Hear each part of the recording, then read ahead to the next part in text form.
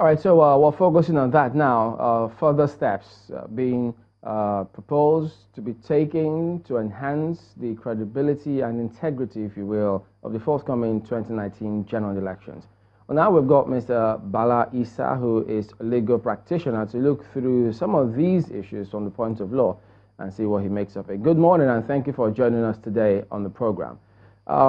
Yes, as we've seen in that report, 3 bills thank you very much. Federal Executive Council did propose to submit to the National Assembly to improve the forthcoming elections. They say it's predicated on the report submitted by the Ken Namani Committee to see how they could improve the elections. You have looked through some of those. Looking through those bills, particularly the one that's got to do with setting up, he had a lot of recommendations, part of which was setting up Electoral Offences Tribunal.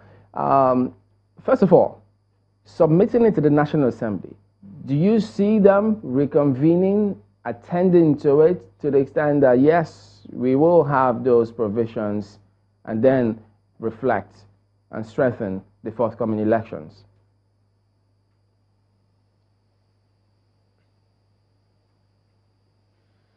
Well, thank you very much, Chamberlain, for that question.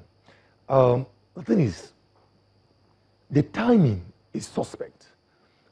Now, why now? That's the question. Why are they bringing these bills now? You know, the Ken Namani-led Committee on Electoral Reform submitted its recommendations as far back as May 2017.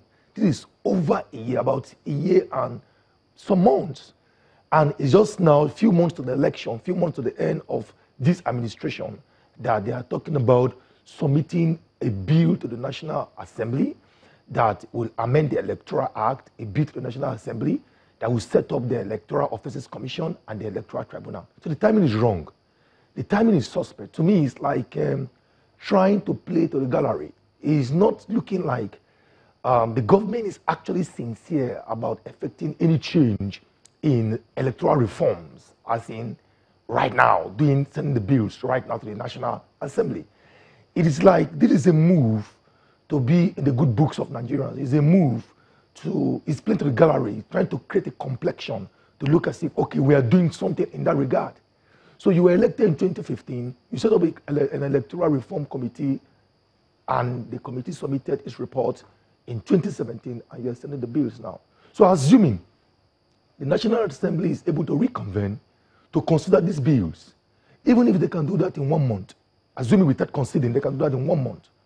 Now the question is, even if these bills are passed in 1 month, how long will it take to set up the structure and the infrastructure of the commission, to employ staff of the commission, and to prepare the templates, prepare the transactional templates, prepare the procedures, the methods for this commission to actually kick off? So you will see that this is not really achievable, it's not tenable within the short term available between now and the conduct of the next election. That is on the one hand. Secondly, Chamberlain, why I feel this bill is suspect for me, it's a good bill, okay? The whole thing looks good on the surface. But why I think it's suspect is because the Electoral Act as we have it contains electoral offenses. It criminalized certain conducts. It had certain do's and certain don'ts. The question is, since the commencement of our electoral experiment in 1999, how many persons have been properly prosecuted and convicted for an electoral offense? So setting up the Electoral Commission now, what change is it going to bring? Is it not the same police force that is going to still be responsible for arresting and prosecuting electoral offenders? Why has this police force never arrested, never prosecuted electoral offenders for over 20-something years now that we have been in democracy, or close to 20 years that we have been in democracy? So that is the question. So the whole thing is not looking too good from where I stand, sincerely speaking. But you know, the Ken Namani Committee, they looked at a number of issues, which hopefully we'll look at some of those, some of the recommendations that they made. But chief among some of them was, first they suggested unbundling of INEC. setting up this, they called it Political Parties and Electoral Offenses Commission, which was supposed to monitor the primaries of political parties as well as some things that go on in election. But they're not saying that at the moment that they're not sticking to all of those recommendations, because the same bills, he said so while he was submitting the report, you have a similar one in the House of Reps and in the Senate, and that they hope that they will be able to harmonize what has already been the ones that they're bringing alongside those other two bills. But as we know, the President has sent it back to the National Assembly so that they can amend some of those things. But if we pick up on some of the key items which he noted in there, which has got to do with the Collation Center, some of his recommendations now, looking at the provisions and what we expect for the elections. At the moment, INEC have talked about how they want to work together with the police to curb vote buying, which is part of what this bill also intends to address. But given the fact that there's a move by INEC themselves, security agencies are working in the same breath to see how they could sort that out.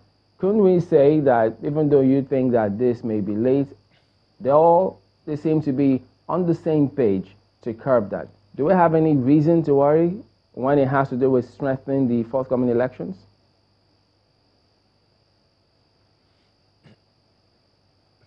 Well, as I said earlier, Chamberlain, you see, the point is this. We have not even seen the bill. You know, we just heard the Lieutenant Attorney General address the press and say there's a bill that's going to be sent to the National Assembly. But we have not seen the bill. So we don't know what the bill is addressing. We don't know the aspect of the recommendations submitted by the Kenan Namani Electoral Reform Committee that the bill seeks to address. Okay? We agree that our laws, as it concerns elections and the electoral process in this country, need some reforms here and there. But my concern is this. What we have already, even without the recent amendment that's been going back and forth from the presidency to the National Assembly, what we have already, the Electoral Act 2010 as amended, is enough to give us a credible election if we follow the act to the letter. You understand me? So the issue is not about creating laws upon laws, amending laws upon laws. It's about the actors in our political system. It's about the actors in our political sphere. How sincere are these actors? How sincere are our politicians? So there is nothing radical about the amendments. There is nothing too radical about the new bill that are sent to the National Assembly. Though I have not seen it. But I assume there's nothing that is going to be radical, nothing that is going to be markedly too different that we don't already have in the electoral bill, electoral act, as we have it right now. So, but who is actually playing politics in tandem with the laws of our country? That is the point. So, if these laws are enacted, the new ones, if the electoral bill or the electoral act is amended, is it not the same politicians that will still be, going round these laws, trying to, cut corners, trying to break these laws to make their ends meet? Okay. That is the question. Now look at the issue of even the amendment that has been going back and forth between the presidency and the National Assembly. Why is it that the National Assembly have sent a bill to the presidency and the presidency have refused to sign, and the presidency now is coming up to say we want to send a bill to the National Assembly on the same subject matter? I don't know whether that makes sense to anybody, but it doesn't make sense to me. So what is in the electoral amendment bill that the National Assembly have sent to the presidency and the presidency have sent back for a record three times that they have not been able to harmonize? So what is in this new bill being sent by the executive to the National Assembly that these amendments, back and forth amendments, cannot address? So all I see is the dishonesty on the part of our political class. You see the insincerity in the part of our political class. You see people trying to play to the gallery. You see people more concerned in politics, more concerned in clinging to power rather than actually orchestrating or actually carrying out any meaningful reform in the system. That is the point, Chamberlain. Since you say that the timing is wrong for you, what then should be the way forward? Because we're trying to amend this Electoral Act and make the elections credible. So you've identified the problems with the back and forth between the presidency and then trying to get the amendment signed. What should be the way forward then?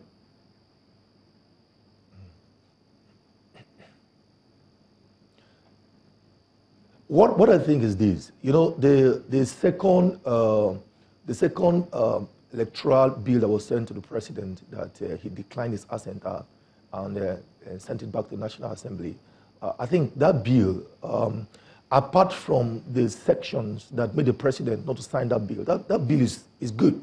It's a good bill. I agree with the president on the aspect of the National Assembly trying to rearrange the sequence of how INEC should conduct elections. I agree with the president on that. But if that is taken care of, I think the bill as it is should be passed. But the third bill that had just been sent to the president and the president declined assent, I've not even seen the bill. Chamberlain, I don't know whether you have seen the bill. You can't even Google and get the bill anywhere. You can't even go to the National Assembly website and get the bill, or the presidency website and get the bill. So Nigerians don't even have the bill. So what we are seeing is, and what we are talking about, and what we've been speculating on, debating on, is what Itainang said, or what the National Assembly and spokesperson said, or what a senator said, or what the House of Rep members said. So I've not seen the bill. So is the bill a sort of sacred court document? Why is the bill being kept away from Nigerians? So if we look at the bill, just as we saw the one before this one, we can say, okay, this is what is in the bill, this is what not in the bill. Then we can talk about whether the bill should be signed into law or whether the bill should be returned to the National Assembly. But going forward, as you said, should be that this bill that has been going back and forth between the President and the National Assembly should be signed into law. There should be some sort of harmonization as soon as possible so that INEC can have a document to work on. Either they're working with the Electoral Act as we already have it, or an amended Electoral Act. So this back and forth is not helping anybody. But truly, the solution to this back and forth is not the executive trying to reintroduce a new bill. No, it's not going to work. The timing is wrong. The timing is not going to, it's not tenable. You understand? And there's an aspect, Chamberlain, because I've not seen the bill. There's an aspect we should also consider, the political aspect. The APC-led administration, the APC as a party, the APC-led administration, has been very desperate to get the National Assembly to reconvene. I am not against the National Assembly reconvening. I think they should reconvene and do their work. But right now, recently I read that the National Assembly is even considering and shifting their date of resumption to October. So maybe this bill that is being resent now is just a ploy to get the National Assembly to reconvene so that they can carry out other motives or other items in their ulterior agenda, one of which is to impeach the Senate President. So, but until we see the bill, until Nigerians look at the bill, I don't know how we can talk authoritatively of that bill. It's what Itainang said, is what this one said that we keep talking about. Chamberlain, if you have seen the bill, you can let us know. I haven't seen the bill. I called the House of Rep member yesterday. Do you have this bill? Say, you don't have a soft copy. How can you get the bill across to me? And up to now, it's not getting the bill across to me. This is a very important piece of legislation. And we can't even see it. It's being treated as a sacred court document. That is not right. That is not acceptable. All right, we'll go to break. We'll come back in just a moment. Don't go away.